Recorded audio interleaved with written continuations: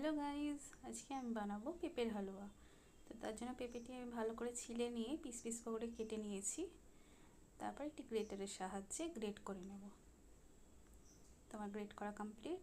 এবার আমি প্রেসার কুকারের মধ্যে দিয়ে সামান্য একটু জল দিয়ে একটা সিটি দিয়ে সেদ্ধ করে নেব। তারপর কড়াইয়ের মধ্যে বেশ খানিকটা ঘি দেব। তার মধ্যে দেব 4টে এলাচ, এক টুকরো দারুচিনি ও একটি তেজপাতা।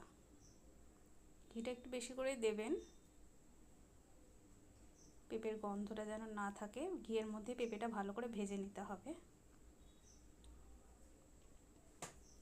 পেঁপেটা খুব ভালো করে ভেজে নেব ঘিয়ের মধ্যে, লাল করে। পেঁপেটা ভাজা হয়ে গেলে আমি এখানে 1 বাটি চিনি অ্যাড করলাম। তারপর চিনিটা দেওয়ার পরেও খুব ভালোভাবে নাড়বো চিনিটা গলে যাওয়া পর্যন্ত। চিনিটা গলে গিয়ে দেখুন ঘিটা কিন্তু আলগা হয়ে গেছে অনেকটাই। তারপর এই পর্যায়ে আমি দেব গুঁড়ো দুধ। গুঁড়ো দুধ দেওয়ার পরে খুব ভালো করে আবার মিশিয়ে নেব দুধটা। আপনারা চাইলে লিকুইড দুধ দিতে পারেন, না দুধটা কিন্তু প্রথমে দেবেন, লিকুইড দুধ যদি দেন, আর গুঁড়ো দুধ দিলে নামানোর আগে দেবেন। তো খানিকক্ষণ আবার নাড়ব দুধ দিয়ে। ব্যাস, বেশি কিছু তো করার দরকার নেই।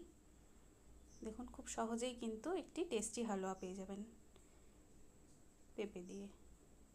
তো আরও নতুন নতুন ভিডিও পেতে আমার পেজটি ফলো করে রাখবেন, আমার চ্যানেলটি সাবস্ক্রাইব করবেন, আর ভিডিওটি যদি ভালো লাগে অবশ্যই লাইক কমেন্ট করবেন। Thank you.